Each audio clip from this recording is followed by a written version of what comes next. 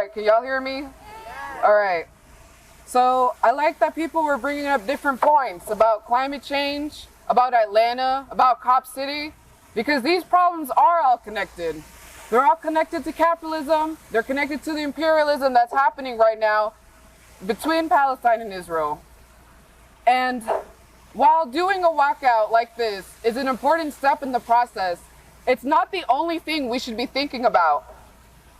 Just as we mentioned, there were encampments last year, and they were meaningful.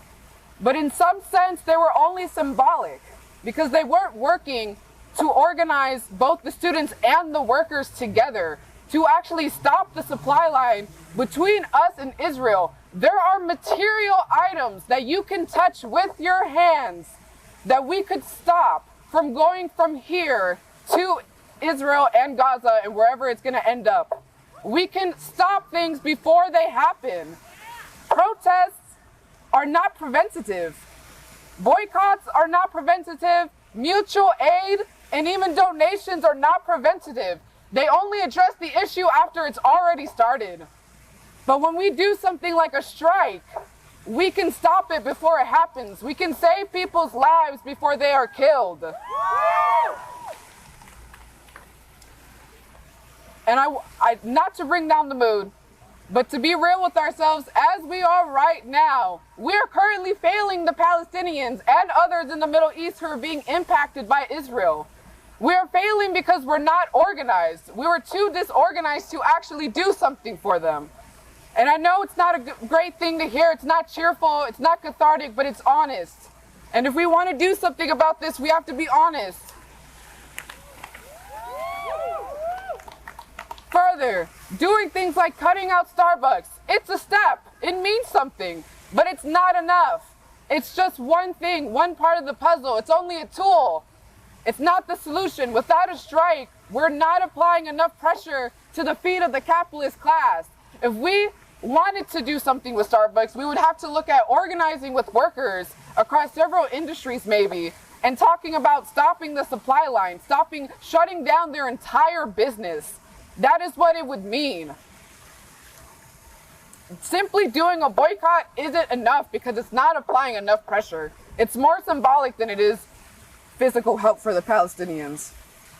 And while protesting can be a good way to meet others and exchange ideas, as we're doing right now, it's also not enough.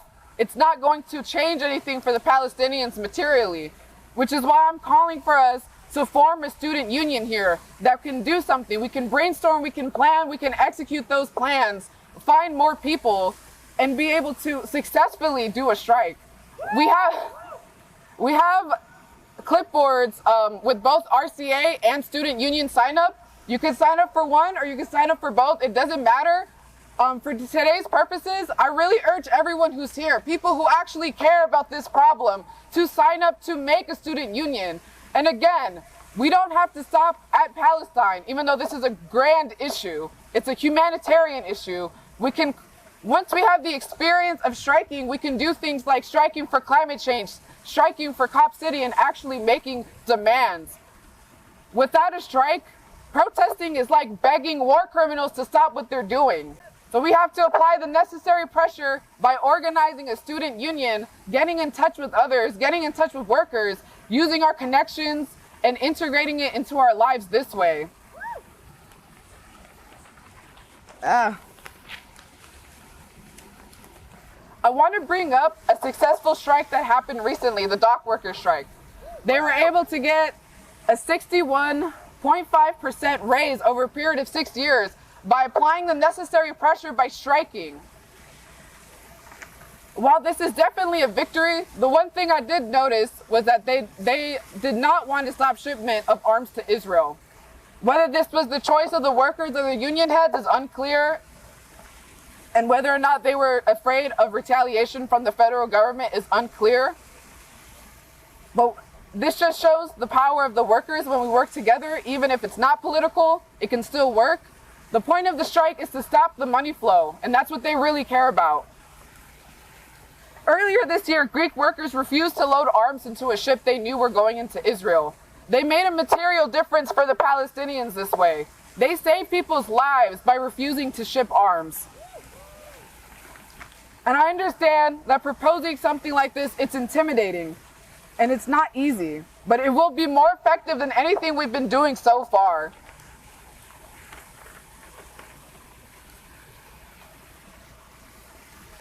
Once the students and the workers realize that we hold the real power in society, we are the ones who actually make society run, and not the billionaires and not the politicians, this is when we can get stuff done. We decide what happens with our labor, and we only have to realize this. And of course, we have no intention of stumbling aimlessly. We can study history, learn from their mistakes, take what went right. We can study theory, we can learn from others. All in all, we need to plan, and we need to organize now if we want to stop the genocide in Gaza and stop the next genocide as well. Thank you. One quick thing. I do want to explain who we are today. We are the Atlanta branch of the Revolutionary Communists of America. We are dedicated to fighting capitalists and seeing socialism in our lifetime because it's possible. We don't have to live the rest of our lives making someone else richer, making someone else's dreams come true while we can't even afford the bare necessities. This is why our struggle is connected to the struggle in Palestine.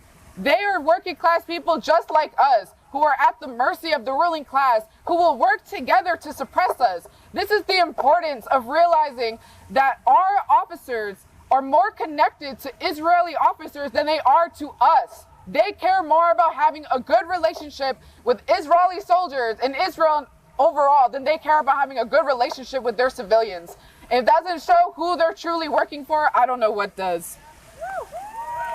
With our current day numbers, it is possible for everyone to have affordable housing, affordable healthcare, and an income of at least $5,000 a month.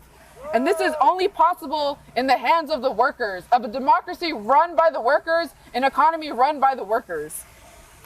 The decay of capitalism is everywhere you look. The state of the world is only getting worse. We have to organize the students and workers before total catastrophe. And of course, have a sense of proportion. I'm not meaning to scare anyone, but as we were talking about with the climate change, we kind of do have a physical time clock on when we can achieve these things. If you're interested in joining the RCA, again, like I said, we have the sign-up sheets, and we have the sign-up sheets for the student union. I urge everyone to seriously consider it, and I make no lies, it won't be easy. It's not going to be a smooth process. We're also new to organizing in Atlanta, but we have comrades in Canada who are doing strikes on over 20 campuses, and we'll be in touch with them, asking for advice, asking for guidance. So we're not totally lost in this, and we're not alone. All right, thank you.